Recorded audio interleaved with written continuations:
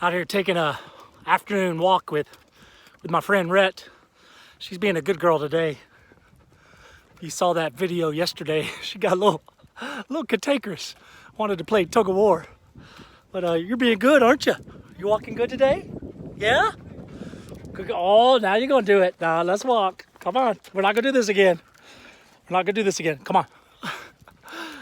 So I went by a field. There's a bunch of empty fields around here.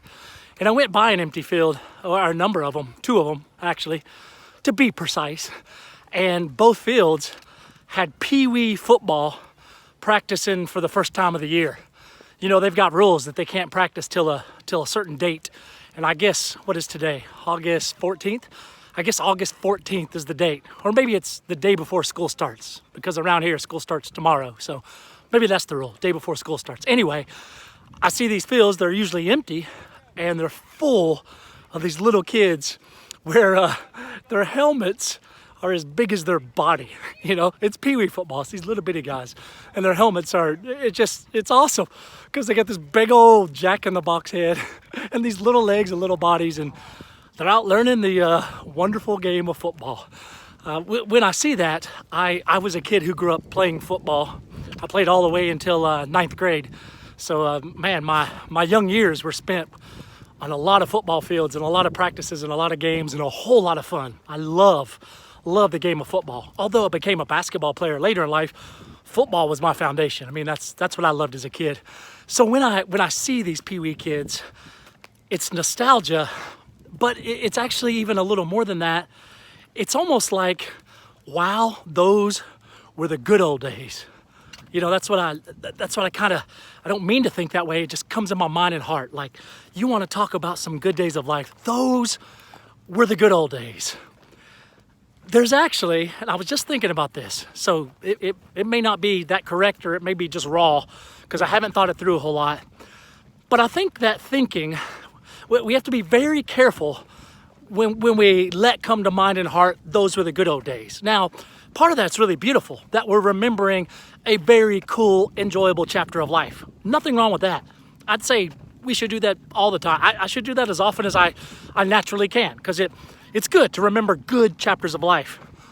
But it's also dangerous, and maybe even a bit of poison, to get the mindset, those in the past were the good old days.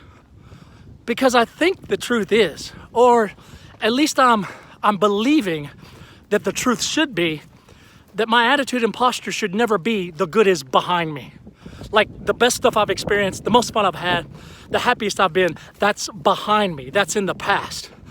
Now, I may not find as much happiness or fulfillment or enjoyment right now, in this very minute, but to think that all my happiness and enjoyment and fulfillment and pleasure, and Red almost chopped my head off there, but all that good stuff is past stuff. That's not true, and it's not a healthy psyche. It's poison. It's poison to think like that. So here's what I'd say, and I'm saying it to you so I can say it to myself, so I can challenge myself. We have really good, beautiful, fulfilling, enjoyable days that lie ahead, no matter who you are. I don't care how old you are. I don't care what you're caught up in now.